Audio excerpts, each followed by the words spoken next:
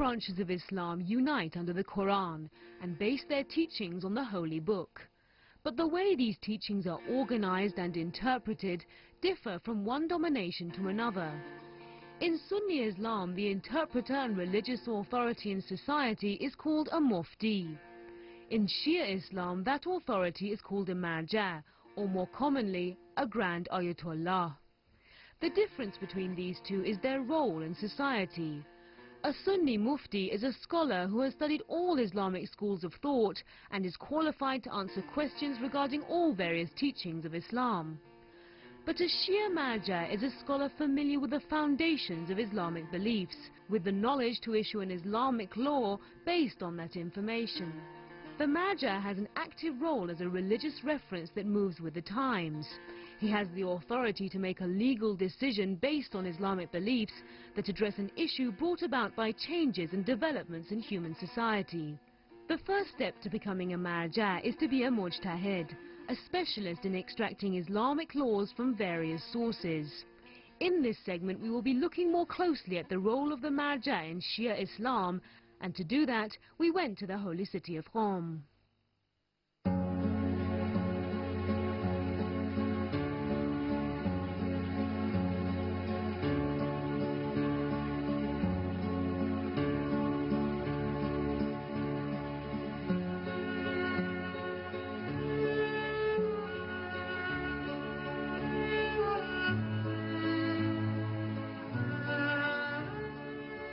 According to Shia beliefs, the Prophet appointed Imam Ali as his successor to guide his followers after his death.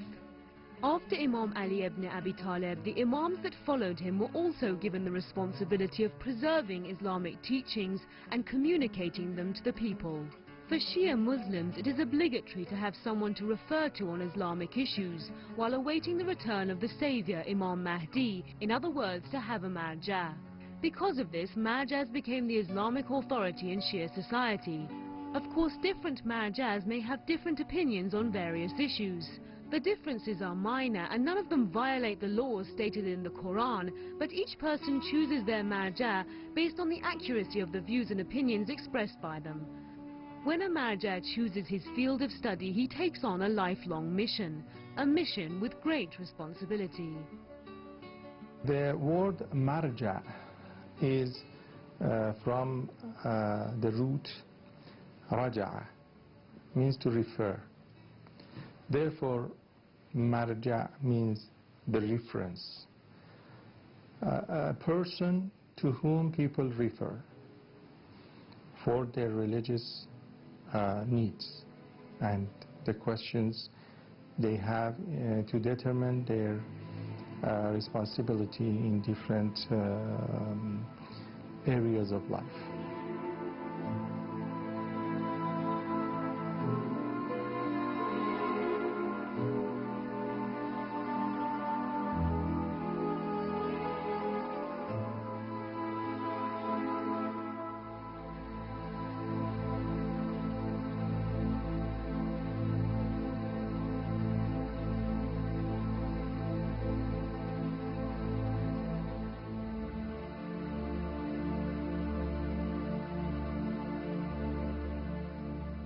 So the road to becoming a mujtahid is not an easy one. But what are the levels an Islamic scholar must pass to get to a point where he is considered worthy of the title of marja' and trusted enough to pass laws by which his followers will abide? One difference between studying in a conventional education system and a hawza or seminary, a university for Islamic scholars, is in how a pupil ascends to higher levels. Ascent is solely knowledge-based. Until a pupil acquires the necessary understanding, he cannot enter the next level. At the first level, students usually study Arabic literature because the main source for Islamic studies is Quran and Hadith, and since the Islamic language for Islamic sources is Arabic, so Islamic scholar must be familiar deeply with Arabic literature. They study different branches of Arabic literature like sarf, nahw, Arabic grammar, and other related disciplines. Besides Arabic, they study traditional logic, because in the process of ijtihad, argumentation and reasoning, rational thinking is one of the requirements of ijtihad. And for argumentation and rational thinking and reasoning, we need logic and laws of logic. Therefore, all the students study logic. After that, he begins to study fiqh, which is the Islamic law. And besides fiqh, he will study usul al-fiqh, which is the jurisprudence in some sense, or in some other sense, it is the methodology of fiqh. In this science, he will learn how to reach to a conclusion in a fiqh procedure research. When he is doing a research, how he will be able to reach to the conclusion. In different levels, he will study fiqh and usul in upper levels. At the end, there is a practice of learning practically besides a mujtahid himself, who shows the students how to perform ijtihad and how to come up with answers, and they go to details of the discussions and investigations. From the very first year of study, Islamic scholars learn the skill of debate and spend a portion of their time debating among themselves and analyzing various Islamic issues. When somebody comes to Jose, even in the first level, they will teach him that there are different ideas, even about simple issues such as Arabic. And therefore he learns that there are different ideas, and you should choose one of them, and therefore you should be able to judge about them. How you reach to this ability to judge about different opinions? First of all, you should try to study well. Second, you should think about the issue. Third, you should discuss it with the others. And therefore someone who is studying in Jose, besides participating in classes, he refers to different books, and he tries to think about the issue, and he do some special discussions with his colleagues that they are also participating in the same classes. To find out more about the definition of the word mujtahid, we spoke to Islamic scholar Saqa Biriyah. Mujtahid means a person who has done his best, who has studied hard and actually struggled, because jahada means to struggle, to work hard. Mujtahid means a hard-working person, and this is a terminology referring to the difficult phases of reaching to that level. It means you need to work years and years to reach to that level. The expression of mujtahid means a person who is able to investigate and to study as an expert the religious documents and come to the answer to questions. But mujtahids themselves are of different levels of qualification. Not all mujtahids can pass laws on every issue. Of course, mujtahid has different levels. Someone is able to answer just simple questions, and someone is able to answer to sophisticated questions. He is in higher level. Someone is able to answer questions in some special areas, for example, about the salah, prayer, or about fasting, or about economical issues. And someone else is able to answer to all the questions in different areas. When reaching this stage, the mujtahid is qualified to become a religious authority emulated by thousands of people. to become a mujtahid, it took a long time. It needs a long time. He will study different lessons, different courses, he should passes, and then he will be able to reach to this point. During this procedure, after a long while he's studying, and meanwhile he's teaching, and meanwhile he is writing papers, books, and so on, he's delivering lectures, the people around him, his students, his colleagues, the ordinary people, they will know him. They will understand and recognize his level of knowledge. And therefore he will be known after a while in Jose, and after a while in his city, and after a while in his province, and so on. Maybe after a while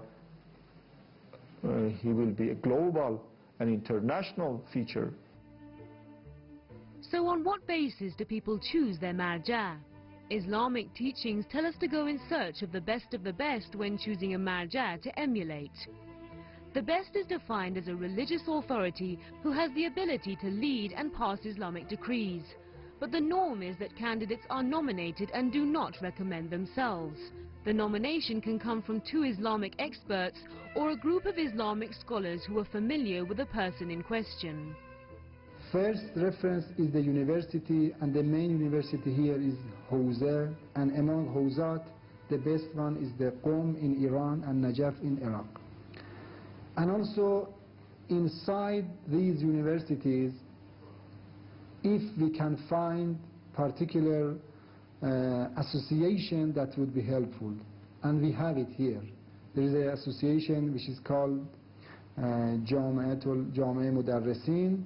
That is an association of Islamic scholars, and they have been questioned always and always for marja, so they try to find out the best way to choose one marja. So they have sessions and they study about these scholars, the present one, they study their books, for example, their teachings, and by comparison between them, they introduce among them according to they vote, and after voting, the number of marja that they have more votes among those specialists, they are introduced to people.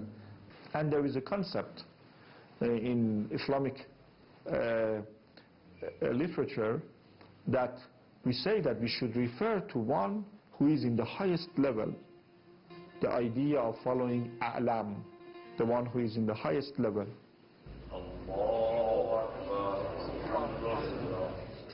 Every Shia Muslim chooses his or her marja so they can direct their religious questions to a person they trust. When the person who is mujtahid becomes the point of reference by people, and so-called people follow him, following a marja is called, quote-unquote, taqleed, means to follow the expertism of a marja. The people refer to him for answering their questions, and he is able to answer these questions based on Islamic values and concepts. He is able to refer to Islamic sources, Quran and Sunnah, and to find the appropriate answer for every question that the people have. To refer to a marja, or in some other sense to an Islamic scholar, Islamic specialist, is just like referring to someone who is a specialist in medicine. The word imitation that sometimes it is used by the Farsi-speaking people, it is not a correct word for this, because imitation is to follow someone and to do what he does without any reason. While when you follow a marja, when you follow a mujtahid, when you refer to him, there is an important rationality behind this procedure. Because when you are not a specialist, you should refer to a specialist. And this is the most rational activity that you can do. Following a marja is totally a logical, rational issue. And it is based on a powerful rationality. In Shia Islam, there are 5 primary principles: the belief in the oneness of God, justice, prophethood, imamat or the leadership of the appointees after the Prophet, and finally the day of resurrection. To be a Shia Muslim, one must be familiar with the evidence and arguments that support these 5 principles and come to a true understanding and bond with them. But when it comes to the practices of Islam that are based on those principles, a complete investigation into the roots and philosophy of each one is not necessary. Of course, certain questions come to mind that must be answered, and it is here that the role of the marja comes into play. There are 2 kinds of questions: those that have always been and the contemporary issues related to the times. Are there traditional questions that have been existing throughout the centuries and they are still existing? Because when you want to pray, you should know how to pray, and it does not depend on the time that you're living now or 100 years ago or 1,000 years ago. You needed this issue. But there are, the second category are the questions that they are contemporary issues, new issues. And the mujtahid should be able to answer to traditional issues, and he should be able to answer to contemporary issues. There are some mujtahids that they are able to answer these new issues because they have enough knowledge, or they are able to refer to some experts in these issues and to gain enough knowledge about these issues and to answer these issues. And therefore now, if we refer to new books, we will find that besides traditional questions, there are some contemporary issues that have been answered by recent mujtahids. One of the rules of choosing a marja is for him to be alive at the time. Because the study of Islam is a continual process and new issues of contention related to changes in society and science pop up all the time, the marja must be available to address them. Each marja has a risaleh or book of reference that answers most of the basic questions. And for more in-depth issues, people can ask their marja directly and get answers. The Islamic decree a marja passes on a particular issue is called a fatwa. But what is this fatwa based on? They find out when they collectively put together all the documents that we have, including the Quran, the wordings of the Imams and the Prophet, and also the logic and how they relate to each other. And there are sometimes possibilities.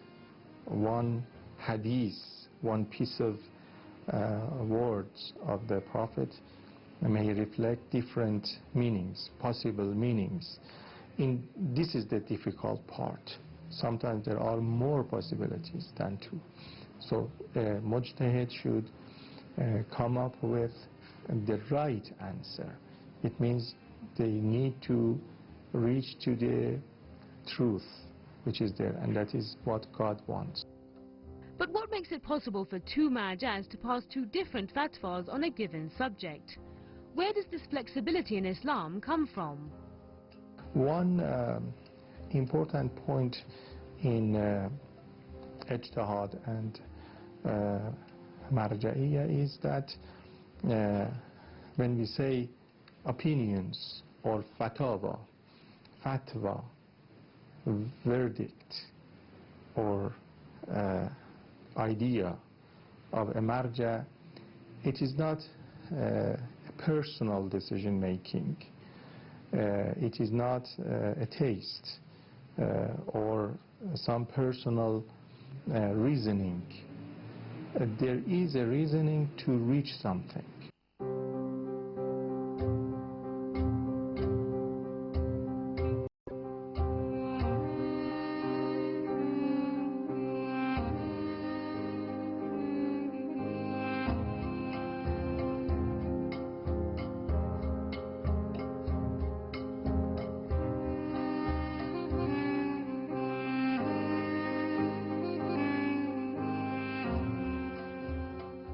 Now Now a question that might come to mind is whether Islam has encouraged both men and women to aspire to the highest levels of spiritual and mental development and education.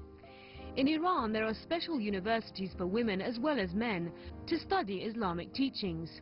The professors are women and qualified at the same level as men, but is there a limit on these women becoming marjas, writing risales, or being emulated too? In traditional system of thought, it was supposed that a woman cannot become a marja because the idea of Marjaiyyat was a mixture of two issues. One, the issue of answering the questions based on the Islamic values and concepts. The second is to moderate and to manage based on the Islamic concepts. The idea of management, which is in some sense the idea of Islamic state or Wilayat al-Faqih, and Wilayat was supposed that it is especially for men, and therefore it was supposed that Marjaiyyat is only for men. But if we separate these two issues from each other, the issue of Wilayat we are not discussing about now, but the issue of ifta, it means answering the questions. Of course, women and men, they are able to answer the questions if they reach to this level of knowledge. Because of some historical issues, now we do not have so much prominent features among women. If we compare women to men in Qom, they are not, of course, in the highest level of ijtihad, but they are in some middle or some first and second level of ijtihad. Maybe in future we will find some prominent features among women. Respect for marjas in Iran's society has always been great, and their influence on the direction the society takes has also been considerable throughout history. Grand Ayatollah Mirza Shirazi issued a fatwa against the usage of tobacco in the Qajar era. The 1890 fatwa was in reaction to the Shah's tobacco concession to the imperial power Great Britain. Another example is Iran's Islamic Revolution led by Ayatollah Ruhollah Khomeini in 1979, a revolution that overthrew a monarchy supported by Western powers under his leadership. The Islamic Republic of Iran was born, and Imam Khomeini became the leader of the republic, but not just any leader. What Imam Khomeini did, he removed Shah with the help of people. And when he removed Shah, he established Islamic system, a pure Islamic system, and it is the wording of him, Imam, peace be upon him, and may his soul rest in peace. He said that he brought, he referred to Islam as the pure Muhammadan Islam. It means the pure Islam that Prophet Muhammad practiced. So we want to practice it in our society. That is the goal for which the system is established. So Wilayat al-Faqih is the idea of imamat for the society that Imam Khomeini coined the term.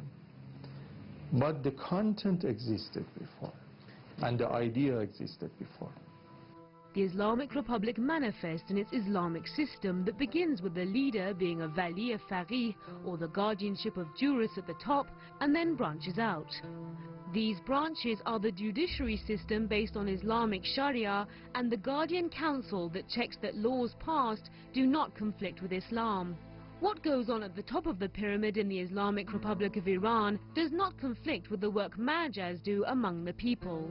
When a person takes the responsibility of Wali al-Faqih, all other jurists should follow him in those vital verdicts that he gives. Of course, there are different practices as different titles that a person may have. A person may be Wali Faqih as well as Marja. So as a Marja, that same person issues fatwa like other Marjas and has a book of verdicts and jurisprudence. But as a Wali Faqih, that is another area of practice. The same person may be a judge, and that is another area of practice. So these practices do not interfere to each other. Each one has a certain area of action. So the question is, what guarantees unity in this system? The logic and the philosophy of Wali Faqih is to make the society one, collectively bring them together and have them go in the same way. And this is the verdict and the fatwa that all agree with, all the mujtahids agree, that if the leader, if the Wali Faqih issues not fatwa, something that we call it hukm, which is the social ruling about a certain incident. When he says we should do this or we should not do this, all the jurists should follow. Even though they have their own fatwas, they have their own ideas in other areas. Even in this area they may have other opinions. But when he issues a verdict and says an order, a command, they all should follow. 31 years on since the Islamic Revolution, Marjas still play a colourful role in Iranian society, despite attempts at home and abroad to discourage this.